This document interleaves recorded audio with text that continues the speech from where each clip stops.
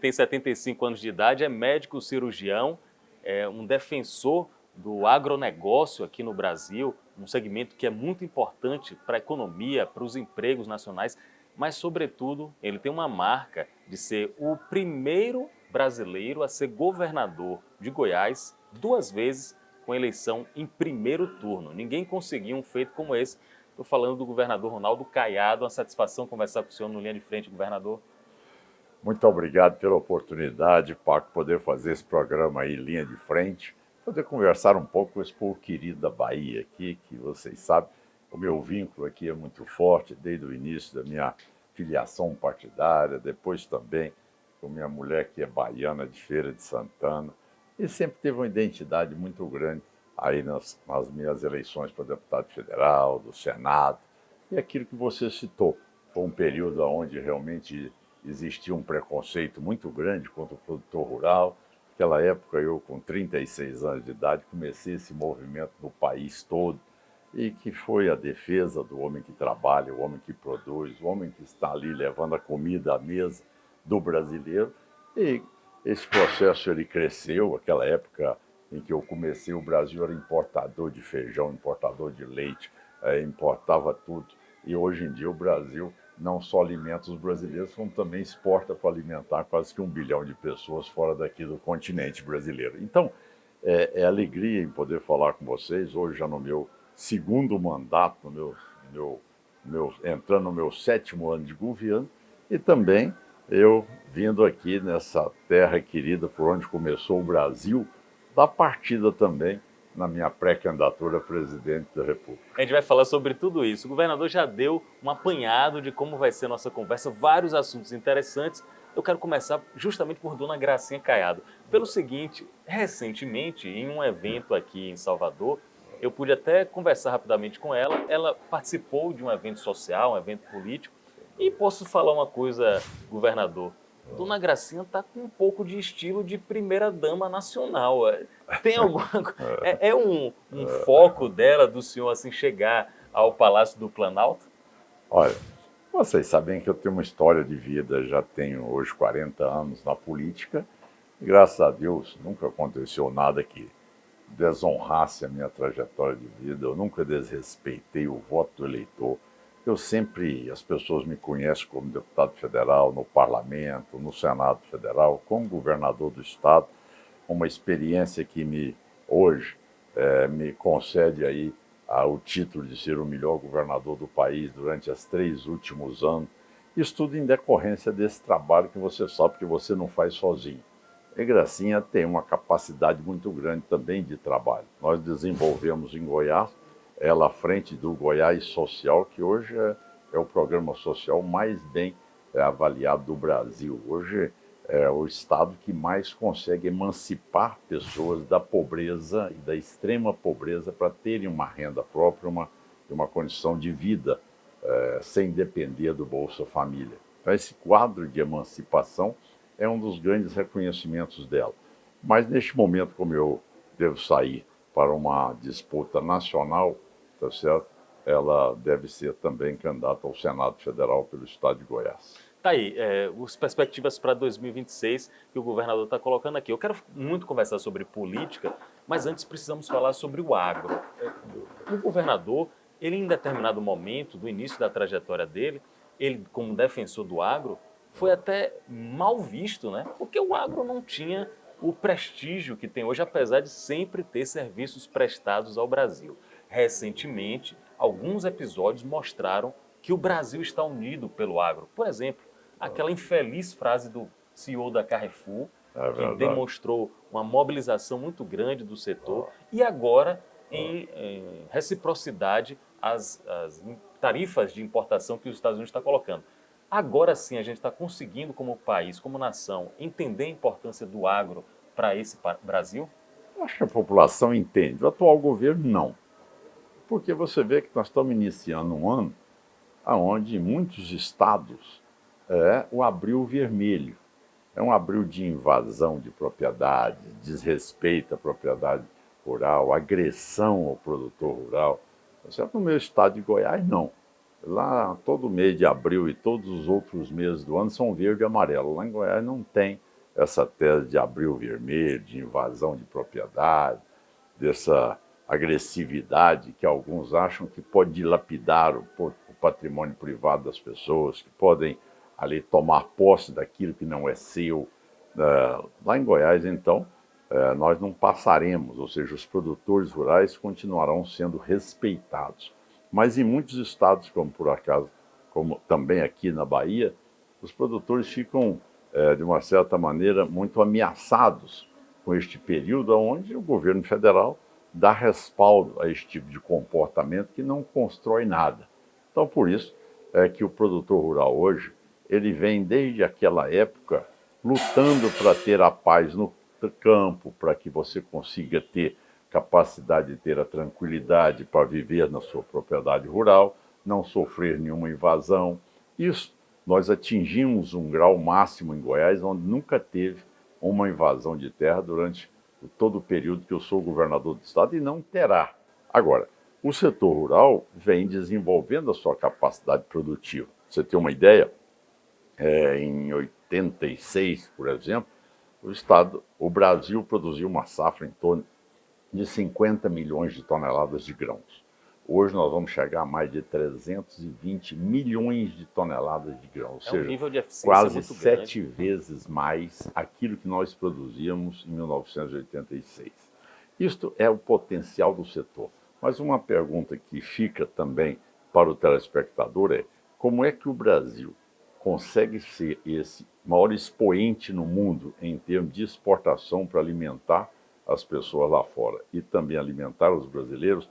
Por que a cesta básica está tendo um preço expressivo, comprometendo o salário das pessoas? Como é que, desculpe até, governador, porque alguns políticos, até autoridades importantes, chegaram a culpar os produtores pelo alto preço dos alimentos e a inflação. Os produtores são culpados disso? Mas essa é a tese do PT. Quando o PT governa, ele é um zero à esquerda. Nós sabemos disso. Então, como ele é totalmente incompetente para poder gerenciar o país, ter um projeto de país, eles sempre tentam achar responsáveis pelos problemas. Não é? Então, o que é que aconteceu? O cidadão, para produzir, ele tem que comprar os insumos, tá certo? Ele precisa de ter todo aquele maquinário, óleo diesel, defensivos, adubo, todas as condições dele para ele poder produzir, mais a colheita, mais o transporte, mais a secagem dos grãos. Tudo isso faz parte de um custo. E tudo isso está sofrendo uma inflação que quem provocou a inflação foi o atual governo. Ele provocou a inflação gastando irresponsavelmente, de forma perdulária. E quando o governo gasta, ele tem que ir para o mercado buscar dinheiro, que é a tal da venda do título do governo. Então, o que aconteceu? A taxa de juros está de 14,25%, com previsão de 15,2%. Então, não existe setor produtivo que suporta isso sem que haja um aumento daquilo que é fruto da inflação que o governo é que imprimiu. Foi ele que fez, ele que disse: não, eu não tenho problema, vou gastar mais, sabendo que o custo do dinheiro é o juro. Ora, quando você tem uma demanda muito grande, o juro sobe. E quem é que está pagando a conta hoje? O cidadão que recebe o seu salário, o cidadão que produz, que trabalha, que gera emprego, o empreendedor. Todas essas pessoas estão, neste momento, retraindo a sua capacidade de investimento, porque nada compete com a agiotagem do atual governo. O governo, você vai lá, você pega lá, compra uma letra do governo, você vai ganhar 14,25%. Então, essa situação... É bem mais rentável que produzir, né? Exatamente. Então você vê, mas a safra nós temos, o produto nós temos, mas se o preço chegou a isso é porque o governo fez com que a inflação chegasse a esse ponto. E agora ele quer culpar os estados, quer culpar município, agora ele quer culpar o produtor rural, sendo que o único culpado disso tudo é ele, ou seja, a política dele que realmente não tem capacidade de controlar a inflação no país. Antes era o presidente do BC, Roberto Campos Neto, Exatamente. e mudou o presidente e só fez aumentar ainda mais. Né? Você fez uma comparação perfeita, perfeito, Paulo. Antes, tá certo, eles demonizavam a figura do Roberto Campos. Porque o Banco Central, porque o Banco Central, bom, ele entregou a presidência, entrou agora no Banco Central um presidente indicado por eles. E você viu que foi o maior crescimento da taxa de juros depois que o Galípolo assumiu o Banco Central. Então, você nota que a cada momento o incompetente muda o discurso e tenta achar alguém que seja responsável por aquele mal feito que ele fez. A gente está fazendo uma radiografia do Brasil com o governador de Goiás, Ronaldo Caiado, inclusive homenageado como cidadão baiano. A gente vai falar também sobre essa homenagem. Governador, os índices de popularidade ou de impopularidade do presidente são, inclusive, surpreendentes, né, para uma figura como Lula. Diante de tudo que a gente está falando aqui, por que o senhor acha que o brasileiro está gostando cada vez menos de Lula e até o nordestino, onde ele sempre teve uma grande admiração? Impressionante, gente. Olha, não é só pesquisa, não. Eu, hoje pela manhã, eu fui à igreja do Senhor do Bonfim, eu fui ao santuário da Irmã Dulce, e conversando com as pessoas ali, ao caminhar aquele trecho ali, é impressionante o desencanto das pessoas. Essa última pesquisa mostrou que o governo Lula derreteu, né? Ele realmente está totalmente fragilizado, ele não tem mais musculatura, tá certo? Para poder, eu não sei nem como chegar ao final do seu governo, porque o descrédito dele é muito grande, porque tudo aquilo que ele prometeu, ele não cumpriu, e a população já não suporta mais que as pessoas iludam, tá certo, os eleitores para ganhar uma eleição e depois vira as costas para o eleitor. Então, o que você está vendo é o seguinte, olha, inicialmente, tá certo, eles acharam, não, mas a hora que o Lula aparecer, mas ele não é presidente, mas agora ele vai aparecer mais. Aí expuseram ele na mídia agora, que tem uns 2 meses aí, que o PT falou, não, o nosso maior ativo é o Lula. Então, Coincide com a chegada do baiano Sidônio Palmeira na comunicação. Exatamente, levaram esse publicitário para lá e tal, olha, esse maqueteiro. Agora é botar o Lula para falar. O Lula, a cada dia que ele abre a boca, mais ele é desacreditado no país. E agora aconteceu algo inédito, né? Chegar a 56% de desaprovação. É como você disse, até o Nordeste cansou dele. E o cidadão está vendo hoje o nível da criminalidade hoje, a violência hoje. É impressionante. Olha, eu converso aqui, eu cheguei ontem à noite, a conversa aqui com o porteiro, com as pessoas aqui do restaurante, todo mundo aqui só tem uma conversa. Governador, a gente para sair daqui, para ir no metrô, a gente tem que arrumar um carro para levar os funcionários, porque senão ele é assaltado nesse trajeto. Ninguém caminha aqui depois das 10 horas da noite. Felizmente. Cada bairro tem uma facção que toma conta do bairro. Nós não temos independência para morar naquele bairro, tá certo? Quer dizer, as pessoas já estão não suportando mais sobreviver nesse clima de violência. Você viu que a pesquisa não só mostra a desaprovação do Lula, como mostra que o item primeiro da demanda da população é a violência. Então, esse ponto também tomou conta do Brasil, ou seja, a complacência do governo Lula com o narcotráfico fez com que eles expandissem as ações e ocupassem grande parte do território brasileiro. Agora, o nome do senhor está muito associado com o combate à violência. Inclusive, aí tem uma imagem muito pitoresca, foi na emissora que eu trabalho, na TV Aratu, no SBT, durante uma mobilização, uma manifestação, pedindo justiça pela morte de um trabalhador, apareceram com um cartaz, não sei se chegou até o senhor, apareceram com um cartaz dizendo a gente precisa de um caiado.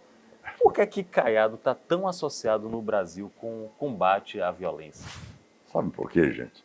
Porque eu, com a minha experiência de vida, eu aprendi muito cedo que não existe governo, tá certo? Que tem governabilidade, se não puder promover a segurança pública a todas as pessoas que vivem no seu estado. É o item primeiro. E eu diagnostiquei isso no primeiro momento em que eu assumi o estado de Goiás. Goiás era uma Cinelândia da bandidagem. Era um quadro assim, onde você tinha ali mais de 11 mil carros a diesel, caminhonetes roubadas por ano, propriedades rurais, o comércio, transporte de carga, transporte de combustível. Não tinha paz para o goiano. No momento que eu cheguei ao governo, no dia 1º de janeiro de 2019, eu como comandante em chefe das forças de segurança, eu dei ali bem claro, deixei bem claro o meu primeiro mandamento a todas as minhas forças de segurança. O bandido muda de profissão, muda do estado de Goiás. Falou isso. Aparelhei toda a minha polícia com a área da inteligência, a parte operacional, e passei a comandar a polícia como se eu fosse também um secretário de segurança pública, atuando diretamente, sabendo das ações, sabendo o que estava acontecendo em cada um dos 246 municípios do estado, tá certo? Motivando a minha tropa, dando a eles cobertura no sentido de poder ter um enfrentamento com a bandidagem. Naquele momento, nós também fizemos uma outra gestão nas penitenciárias. Sou o único estado onde traficante faccionado não tem visita íntima, não tem ali negócio de audiência sigilosa, nada disso, para que eles não continuem mandando ordem para matar as pessoas do lado de fora, para continuar o tráfico. Não. Penitenciária em Goiás, as pessoas estão presas, sim, e lá cumpre pena. Lá não é escritório do crime, como é na grande maioria das outras penitenciárias do Brasil. Teve uma reunião de governadores, que o presidente Lula chegou a dizer, olha, falou de uma maneira irônica, Exato. Chegou a dizer, eu acompanhei ao vivo aquilo ali, chegou a dizer, olha, perguntem a Caiado como é que resolve, porque ele é o único que sabe como é que resolve. Exato. Se fosse perguntar, o senhor daria a cartilha? O senhor falou aqui na Bahia que ensinaria ao governador, né? Tranquilo, tá certo? Aí você vê, eu hoje tenho uma popularidade de 86% do meu governo, de aprovação. Aí o Lula tem 56% que desaprova, exatamente por quê? Pelo fato dessa complacência, dessa conivência do PT com o narcotráfico. Então eles nunca foram capazes de poder enfrentar o narcotráfico. Eles se convivem, eles se integram. Então, com isso, cada vez mais o narcotráfico ocupa espaço, ocupa território. Mas não é só isso. É importante que as pessoas entendam que o narcotráfico está crescendo na economia, na área, de toda a área empresarial do país. Hoje, o transporte urbano, postos de gasolina, supermercados, a parte imobiliária, hoje também está sendo mantida pelo narcotráfico no Brasil, está sendo ocupada pelo narcotráfico. As fintechs, que são estruturas para que você tenha ali algo semelhante com um sistema bancário com menor complexidade, está servindo também, não generalizo, mas algumas servindo para esquentar dinheiro do narcotráfico. Então, o avanço deles em toda a área da economia do país é algo preocupante. É algo que você está vendo aqui, um processo se assemelhando ao que está no México, tá certo? E podendo chegar a uma estrutura como acontece na Venezuela. Aí uma pergunta, a proposta do ministro Lewandowski, digamos, de federalizar as forças de segurança, isso é positivo? Isso dá frutos na avaliação do senhor? Olha, eu estive em todos os debates em relação a essa emenda à Constituição. Isso é uma grande fraude. Na verdade, o que eles querem é cada vez mais tirar o poder dos estados e trazer o poder para o Ministério da Justiça. Olha, se o governo federal não consegue tratar nem os crimes que estão sob a gestão do governo federal, porque contrabando de arma é governo federal. Tá? É fronteira, né? Lógico, é governo federal. Mas está na Constituição. Tráfico de drogas, governo federal. Lavagem de dinheiro, governo federal. Então, tudo isso, eles poderiam já agir. Eles não agem. Você hoje não entra na Amazônia. Tente uma ida sua como um órgão de imprensa entrar na Amazônia. Você não entra. Hoje ela é comandada 100% pelo Comando Vermelho e também o PCC, junto com facções também da Colômbia, da Venezuela e do México. Então, por exemplo, tem alguns bairros aqui em Salvador também que você não vai entrar com a sua equipe. Essa é uma realidade. Aqui no estado, no seu estado aqui, você tem várias áreas aqui que você não transita, você não entra. As pessoas não podem pegar um ônibus, às vezes, que passa por outro bairro que sofre risco de sofrer um atentado. Eu imagino que o senhor já estudou bastante a estrutura federal e as possibilidades de combater. O senhor colocaria como previsão melhorar as Forças Armadas, Força Nacional de Segurança, como é que o governo agiria nisso? Polícia Federal, como é que era mais inteligência, mais armamento, é mais o que precisa? Em primeiro lugar, você tem que ter uma noção que você precisa, mais do que nunca, da parceria com os estados. Não é você fazer uma emenda à Constituição tirando as prerrogativas dos governadores de definir as suas políticas de segurança. O que ele quer é criar uma política lá de cima, dizendo o seguinte: olha, agora o policial tem que entrar aí na área de risco aí com armas não letais. Eu vou expor meu policial com arma não letal enquanto ele vai enfrentar Fuzil. um bandido com fuzil com calibre 7,62 até .50 e o meu policial vai entrar em não letal. Você tem que entrar com o seu policial com câmera, tá certo? Não, lá em Goiás eu tenho uma corregedoria séria. Eu não admito milícia e não habilito o uso da força acima daquilo que está dentro da norma legal. Mas policial meu é bem tratado, o policial meu é bem formado.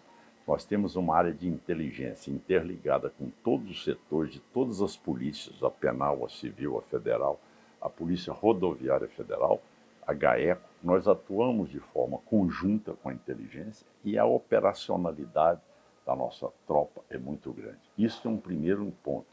Mas o ponto inicial é você primeiro transformar a penitenciária do Brasil em penitenciária.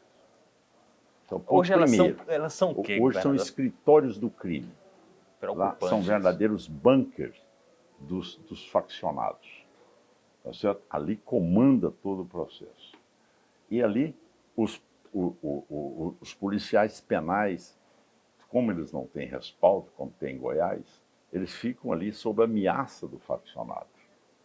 Então é muito comum você ver as filmagens, agora mesmo, se não me engano, num dos estados aqui do Nordeste, filmaram lá festas com cocaína, prostitutas lá dentro, churrasco, enfim. E também era a situação de Goiás, quando eu assumi o governo. Lá em Goiás tinha até um motel dentro da penitenciária, onde o chefe lá da facção cobrava R$ 150 por hora. E também fazia grandes eventos nos finais de semana. E vocês conseguiram eliminar? Não, acabou. Isso não existe hoje no meu estado de Goiás. O sujeito, hoje, ele cumpre pena. Se ele quiser realmente se inserir, nós temos ali as oficinas que dão a ele a oportunidade de ele fazer de acordo com a opção dele. Ele quer ser pedreiro, ele quer ser marceneiro, ele quer entrar na parte de corte e costura, que tem várias hoje dessas confecções no estado de Goiás. Então tem várias áreas que ele pode ali se dedicar. Mas se não quiser, é cumprindo pena 24 horas, não tem visita íntima. Está aqui, dicas de segurança do acabou, governador. Plena, não tem contato com o exterior.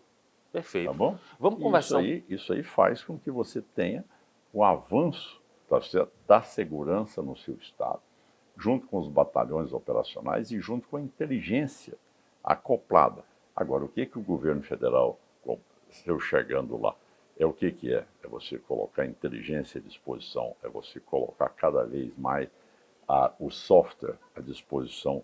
Nós estamos desenvolvendo um software que está sendo desenvolvido para a região do chamado entorno de Brasília. Nós estamos cercando Brasília toda, tá certo? A ponto de nós conseguirmos identificar aquele que participou de qualquer crime, tá certo? Rapidamente por um sistema de inteligência que está sendo implantado. Essa plataforma está sendo implantada por 2 jovens brasileiros que vieram da Califórnia, que estão desenvolvendo isso, tá, no governo de Goiás. Então, você tem vários mecanismos hoje para você atuar, para você fazer um combate inteligente.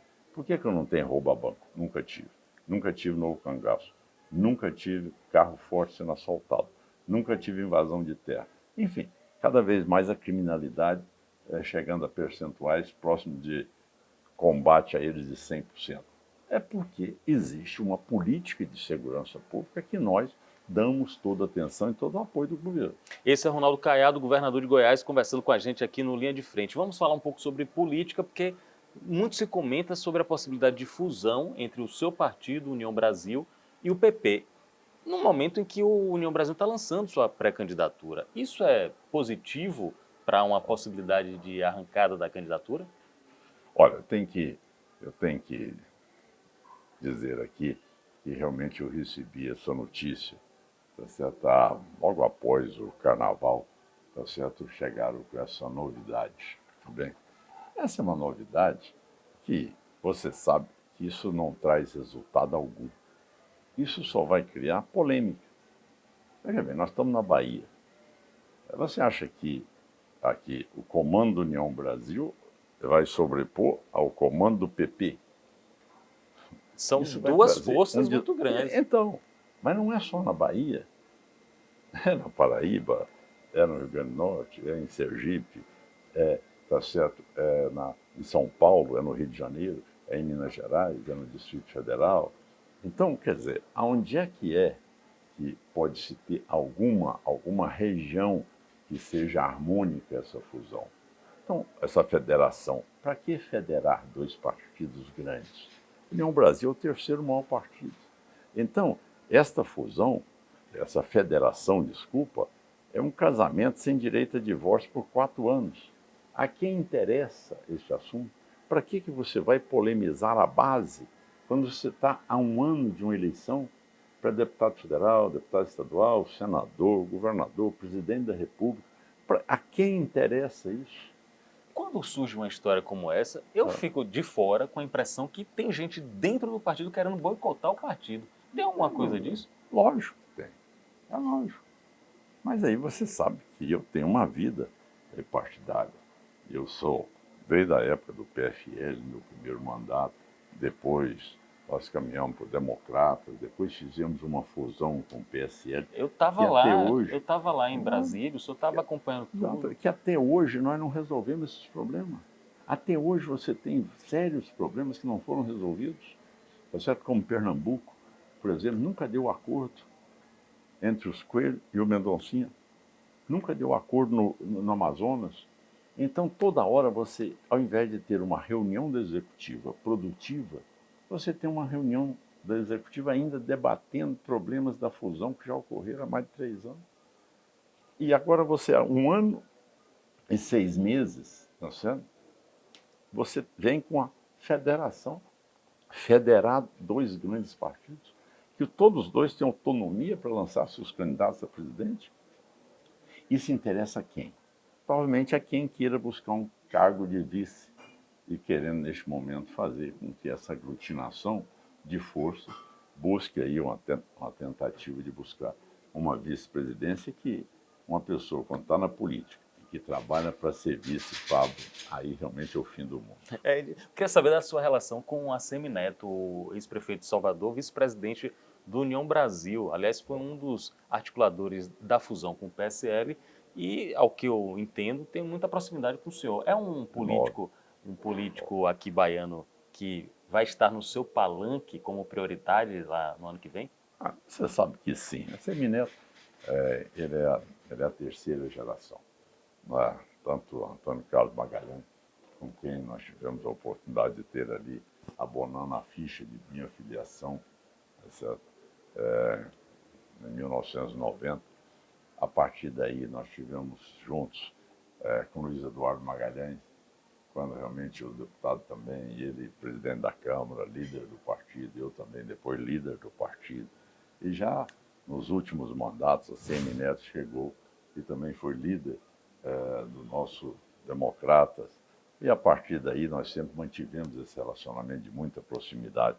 O Neto é um dos políticos mais promissores do Brasil hoje, pela pouca idade, pelo conteúdo que ele tem, pela habilidade que tem, pelo prestígio que goza aqui na Bahia. Eu não tenho dúvida alguma que Neto será o próximo governador da Bahia, porque com a capacidade que ele administrou Salvador, tá certo? Ele deu aqui um novo formato, uma nova credibilidade, tanto é que ele foi avaliado aqui o melhor prefeito, não só de Salvador, mas o melhor prefeito do Brasil, das capitais. Então ele tem uma performance enorme aí para poder chegar ao governo, e eu tenho certeza absoluta que hoje, se nós fizéssemos aqui uma nova eleição hoje, antecipada, eu tenho certeza absoluta que ele seria o governador da Bahia.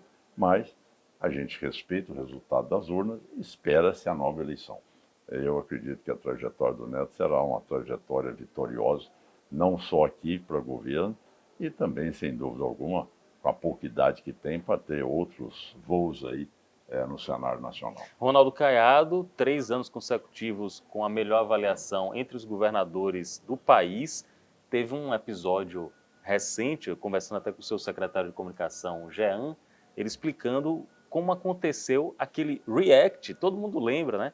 Ronaldo Caiado assistindo algumas declarações do nosso governador baiano, Jerônimo Rodrigues, e reagindo às declarações. Inclusive, ficou muito famosa aqui, governador, aqui na Bahia, a declaração do senhor: me dê 3 meses, foi isso que o senhor falou? Me dê 3 meses que eu resolvo a segurança pública. Como foi que surgiu aquilo, governador Caiado? Existem casos, não essas estão ocupando também cenários no Rio de Janeiro, São Paulo, nos outros estados, Goiás. Peraí, aqui não, Jerônimo. Aqui bandido não se cria. Aqui em Goiás é segurança plena. Olha, eu vou lhe dar 2 sugestões. Primeiro, deixa sua polícia trabalhar. Segundo, se tiver difícil, chama o Caiado, me dá aí o comando por 6 meses que eu vou devolver a Bahia aos baianos. Realmente eu me surpreendi com a comparação de que Goiás estava entre os estados mais violentos do país. Não, calma lá, Jerônimo. Aqui não. Aqui em Goiás não. Aqui é segurança plena. Aqui não é sensação de segurança. Aqui é segurança plena. As pessoas aqui, nós temos o seguro mais barato. Nós temos aqui a qualidade de vida melhor. O cidadão anda com o celular na rua o dia todo, dorme na sua propriedade rural.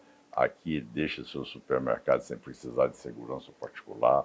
Aqui a condição de vida é outra, porque aqui nós temos uma polícia que realmente eu deixei ela trabalhar. Ela é uma polícia que tem competência e que disse a ele no dia: deixa a sua polícia trabalhar, aí você vai ver que as coisas acontecem. Agora, você tem que dar esta condição e você, como comandante em chefe da polícia, você tem que estar à frente das ações. Não pode você, quando acontece um problema, você lavar as mãos. Não dá. O governador, neste momento, ele tem que saber que ele é responsável pela segurança pública da população que ele representa. Eu tenho sob mim o comando da minha polícia para gerar segurança a 7 milhões de goianos. E aí, esta é a mão forte do governo que chega em todos os municípios do estado para que o cidadão seja respeitado. Então, é o que eu disse quando eu cheguei ao governo: eu vou devolver Goiás aos goianos de bem. E esses hoje sabem que o estado hoje não tem um palmo do território goiano que seja comandado por bandido. Nem um palmo de terra não tem. Não é rua, não é bairro, não é área, não. É um palmo de terra. Isso aqui é comandado por... Não é comandado por ninguém. É comandado pelas forças de segurança do estado de Goiás. Não tem ali ação paralela que imponha o estado ter que se ajoelhar perante facção. Não, o estado ali tem todo o comando de todo o território do estado de Goiás e em todas as áreas de atuação. Para finalizar, eu preciso fazer um depoimento pessoal. Eu, desde muito jovem, gosto de política e acompanhei as eleições de 89, em que o senhor fazia parte de uma campanha que teve talvez dezenas dos políticos mais importantes da história do Brasil. O que é que mudou em Ronaldo Caiado de lá, de quase 40 anos atrás, para o Ronaldo Caiado que vai disputar provavelmente a eleição no ano que vem? Veja, primeiro, eu fiz ali naquele momento, eu cometi uma falha. Ou seja, eu iniciei minha carreira política candidato a presidente da República. Então eu inverti uma lógica, não é? Isso te prejudicou? Não, eu diria você que me prejudicou. Foi uma visibilidade muito grande. É que naquele ímpeto da idade, tá certo? Depois daquela luta toda, e naquele momento, Paulo, ninguém tinha coragem de assumir a defesa do produtor rural. Tá certo? O produtor rural era tido como o cidadão que era contra certas pessoas mais humildes, ou que era uma pessoa que não tinha gesto de solidariedade, que não tinha amor ao próximo. Então, criaram todo um processo de demonização da figura do produtor rural.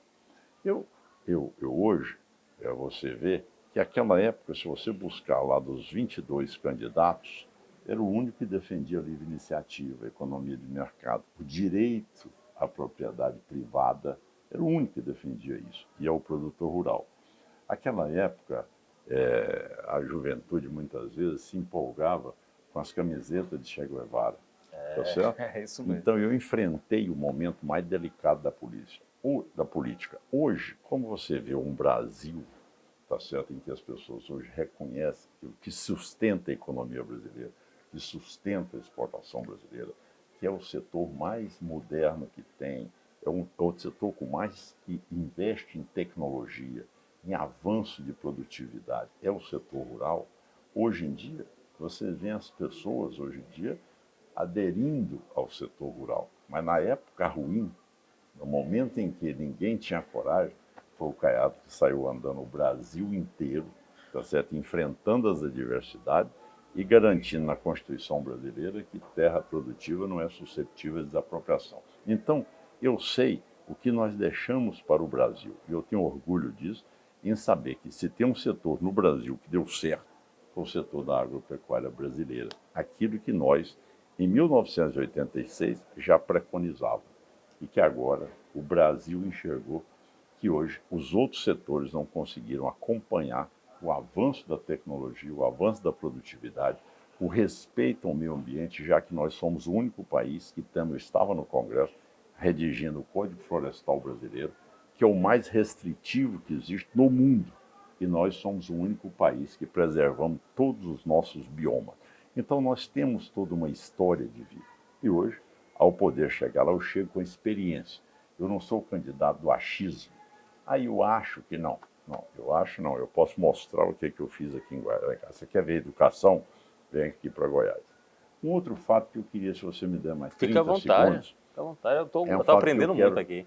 que eu quero fazer aqui em forma de denúncia, o que todos nós acabamos de receber agora. Você tem o IDEB, que é aquela avaliação que você tem, tá certo? Para que você acumule todas aquelas provas, são provas do SAEB, tá certo? É um processo de avaliação do ensino básico. Bom, então ali você monta depois com as suas notas o resultado do IDEB. Bom, o que aconteceu essa semana agora?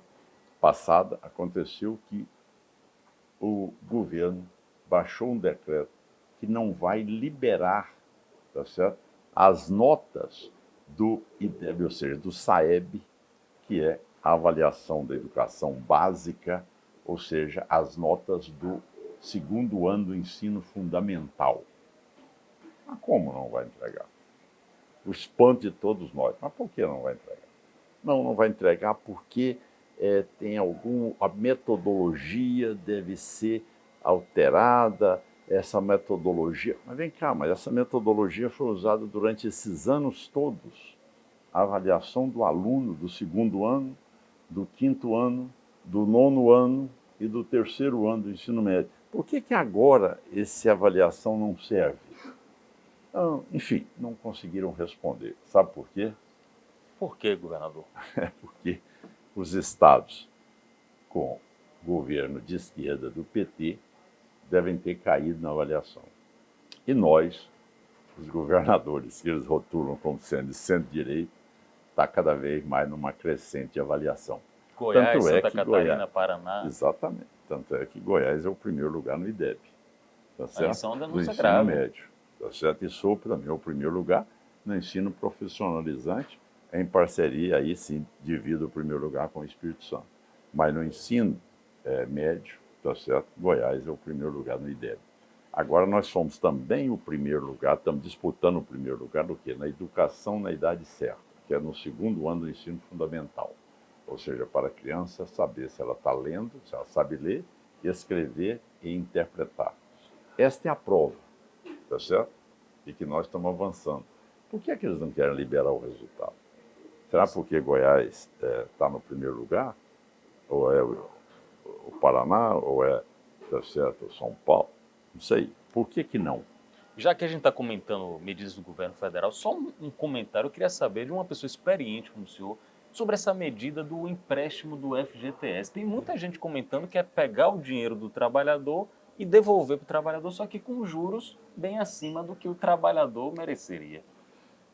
Veja, olha aqui o que o Pablo colocou. O FGTS é um dinheiro do cidadão, tá certo?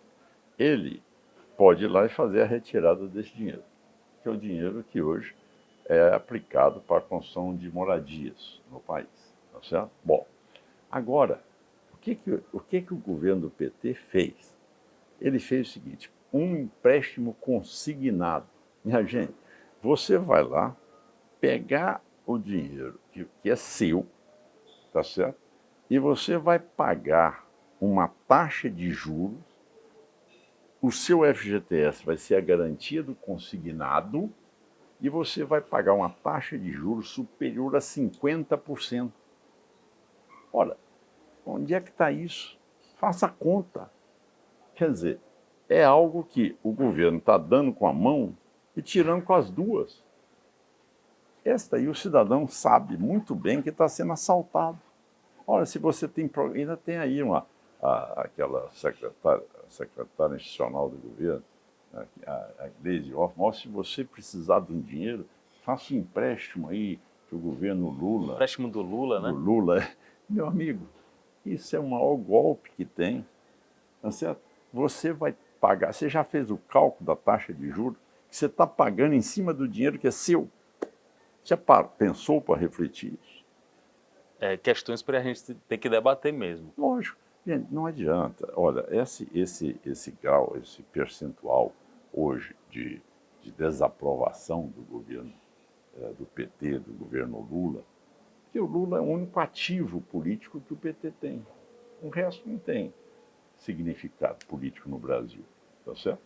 Então, quer dizer, se eles expõem ele, que é a maior autoridade e liderança do PT, e ele atinge 56% de desaprovação no país, e o Nordeste também já com a tendência de dizer, olha, eu não aguento mais, eu não consigo mais com meu salário comprar uma cesta básica, eu não consigo mais ter minha casa, os conjuntos de casas, Minha Casa Minha Vida, todas tomadas pelas facções, eu não posso transitar, eu não tenho educação de qualidade nos estados do PT.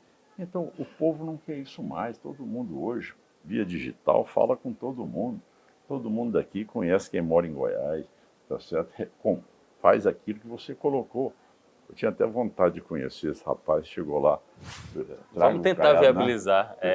Precisamos de um caiado aqui na Bahia. Eu vou tentar viabilizar isso. Precisamos de um caiado aqui na Bahia. Eu queria, pelo menos, dar um abraço nele, já que eu estou aqui na Bahia, e dizer para ele que, se Deus quiser, se a gente caminhar aí bem, ele pode saber que no governo federal eu vou dar respaldo para ele poder transitar em paz aqui na Bahia. Casado com uma baiana, com muitas relações aqui no estado, e agora baiano oficialmente por homenagens aqui das autoridades da nossa terra. Governador de Goiás, Ronaldo Caiado, muito obrigado pela participação. Seja sempre muito bem-vindo aqui em nosso estado.